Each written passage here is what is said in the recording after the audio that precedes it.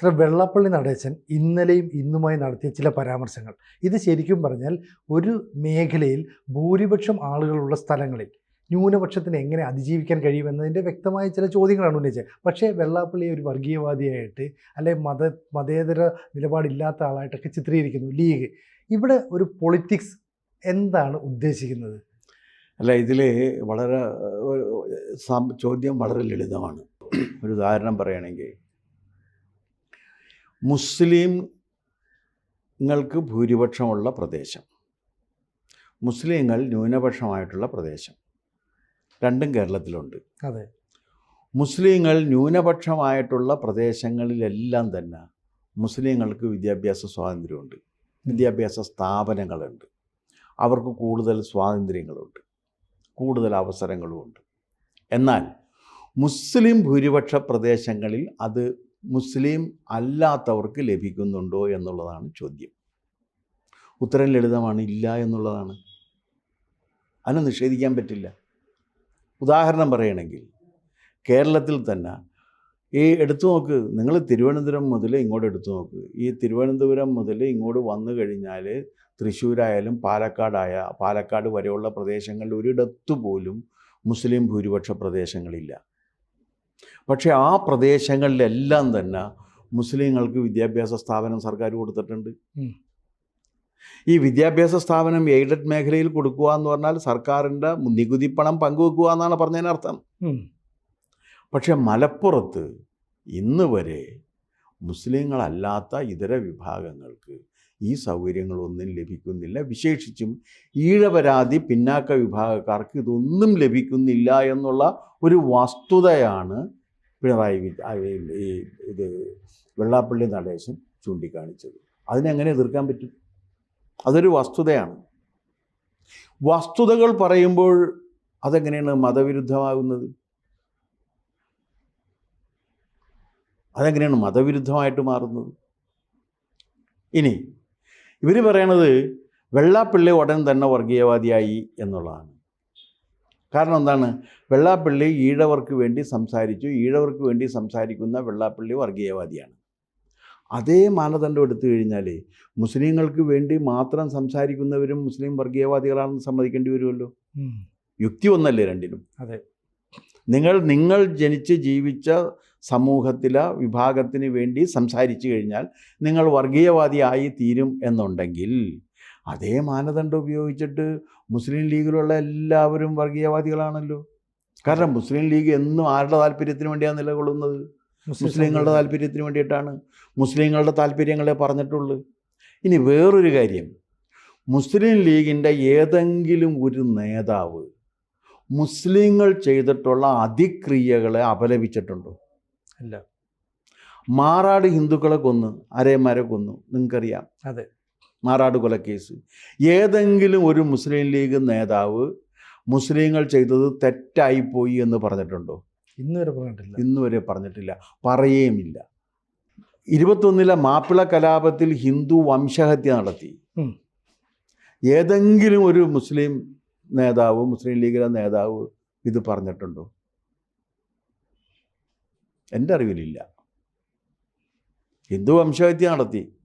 ആ വംശഹത്യയെ ന്യായീകരിക്കാനല്ലാതെ അതിനെ അപലപിക്കാൻ ഇവരാരും ഇന്ന് വരെ പരിശ്രമിച്ചിട്ടില്ല. ഇനി ഗോത്ര എടുത്തു നോക്ക്. ആ തീവണ്ടിയിൽ 59 കർസേവകരെ ചുട്ടുകൊന്നത് തെറ്റായിപ്പോയി എന്ന് ഇവരാരെങ്കിലും പറയാറുണ്ടോ? പറയാറില്ല. പിന്നെന്താ ചെയ്യുന്നത്? ഔറംഗസേബ് എന്ന് പറയുന്ന മതവെറിയനായ ചക്രവർത്തി ഇസ്ലാമിക സാമ്രാജ്യം നിലനിർത്തുന്നതിന് വേണ്ടി ഇതര മതസ്ഥർക്കെതിരെ ചെയ്തു കൂട്ടിയിട്ടുള്ള അതിക്രമങ്ങൾ തെറ്റാണെന്ന് ഇവരെപ്പോഴെങ്കിലും പറഞ്ഞിട്ടുണ്ടോ? പറഞ്ഞിട്ടില്ല. കേരളത്തിലെ മുസ്ലിം ജനവിഭാഗം ഏതെങ്കിലും ഒരു ഘട്ടത്തിൽ മുസ്ലിം ഇതര വിഭാഗങ്ങളുമായി സംയുക്തമായി നിന്ന് ഏതെങ്കിലും തരത്തിലുള്ള സമരം ചെയ്തിട്ടുണ്ടോ? എൻ്റെ അറിവിലില്ല. ആകെ മുസ്ലിം ജനവിഭാഗങ്ങൾ ഇന്ത്യൻ നാഷണൽ കോൺഗ്രസുമായിട്ട് യോജിച്ചു വന്ന ഒരേ ഒരു സന്ദർഭമുള്ളൂ. അതേതാണ്? 1921 മാപ്പിള കലാപമാണ്.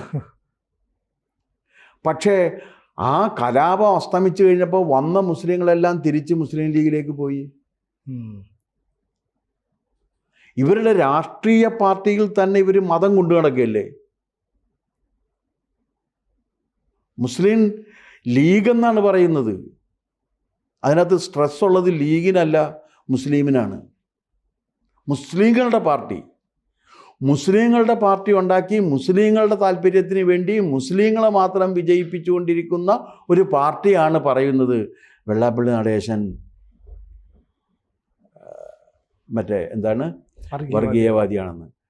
നിങ്ങൾ ഈ വെള്ളാപ്പള്ളി നടേശൻ വർഗീയവാദിയാണെന്ന് പറയുമ്പോൾ വെള്ളാപ്പള്ളി നടേശൻ്റെ ഏറ്റവും കൂടുതൽ സ്വാധീനമുള്ള ഹിന്ദുക്കൾക്ക് മെജോറിറ്റിയുള്ള ആലപ്പുഴ നിയോജക മണ്ഡലത്തിൽ നിന്ന് 2 or 3 വട്ടം തിരഞ്ഞെടുക്കപ്പെട്ടത് ഒരു മുസ്ലിം ആണെന്നുള്ള കാര്യം മറക്കരുത്. ഇതേ രീതിയിൽ ഈ മുസ്ലിം ഏരിയയിൽ നിന്ന് ഇത് സാധ്യമാണോ? ഉണ്ട്. MP MLA പോയിട്ട് ഈ തദ്ദേശ തെരഞ്ഞെടുപ്പ് മത്സരിക്കുമ്പോൾ പോലും ഒരു ഹിന്ദു വിഭാഗത്തിൽ നിന്ന് ഒരു സ്ഥാനാർത്ഥിയെ മുസ്ലിം ലീഗ് നിർത്തുന്നില്ലല്ലോ. നിർത്താൻ പറ്റില്ല അവർക്ക്. കാരണം അവരുടെ ലക്ഷ്യം മുസ്ലിം സമുദായത്തിൻ്റെ ഉന്നമനമാണ്.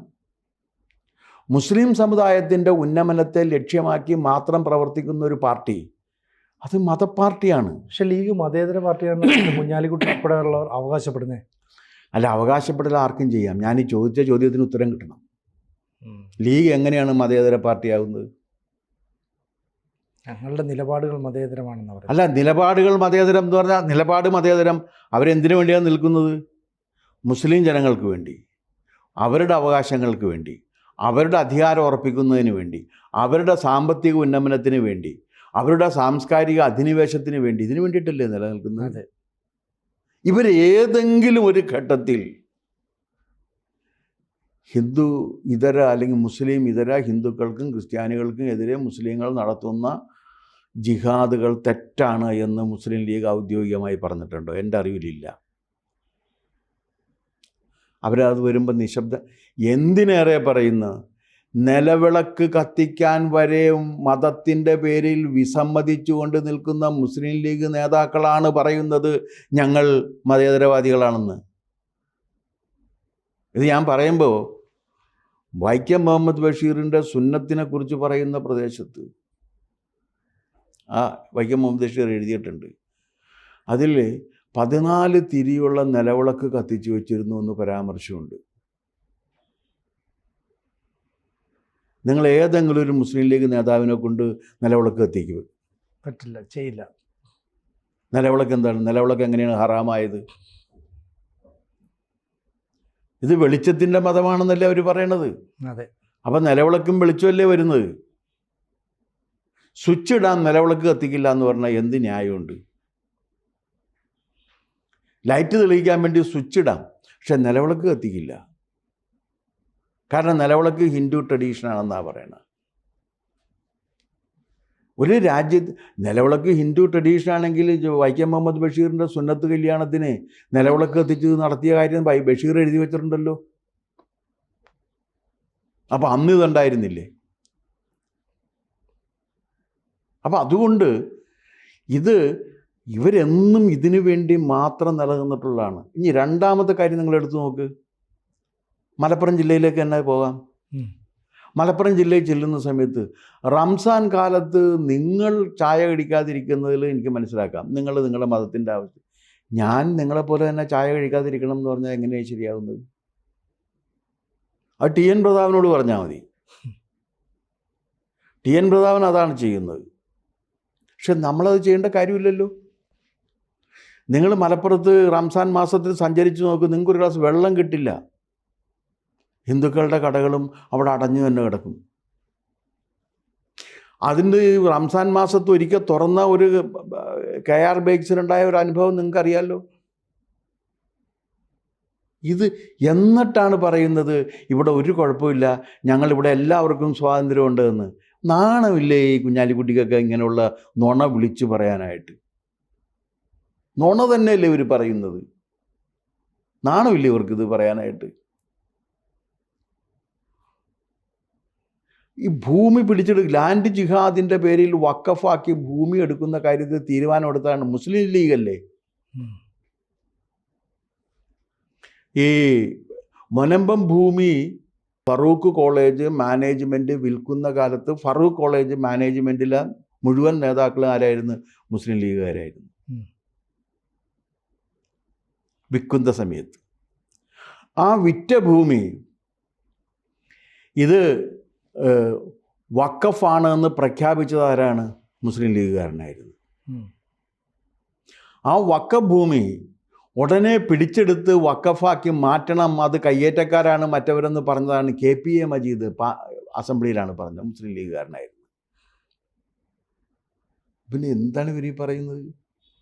അപ്പോൾ ശരിക്കും പറഞ്ഞു കഴിഞ്ഞാൽ ഈ വെള്ളാപ്പള്ളി നടേശൻ പറഞ്ഞ കാര്യങ്ങൾ വളരെ കൃത്യവും വ്യക്തവും ഉള്ളതുമാണ്. പക്ഷേ അദ്ദേഹം പറഞ്ഞിട്ടാണ് ശ്രീനാരായണീയർക്ക് ഉൾപ്പെടെയുള്ള ന്യൂനപക്ഷ മതവിഭാഗങ്ങൾക്ക് മലപ്പുറത്ത് സമാധാനത്തോടെ ജീവിക്കാൻ പറ്റുന്നില്ല.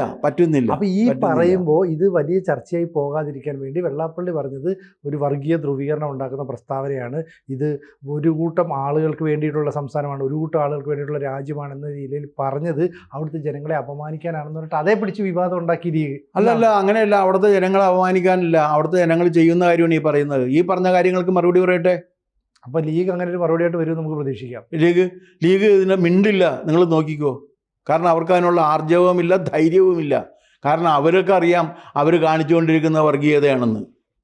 നമുക്ക് കാത്തിരിക്കാം എന്ത് മറുപടി വരും. ഓക്കെ. കൂടുതൽ വാർത്തകളും വിശേഷങ്ങളും നിങ്ങളിലേക്ക് എത്താൻ ABC മലയാളം സബ്സ്ക്രൈബ് ചെയ്യുക, ബെൽ ബട്ടണും അമർത്തുക.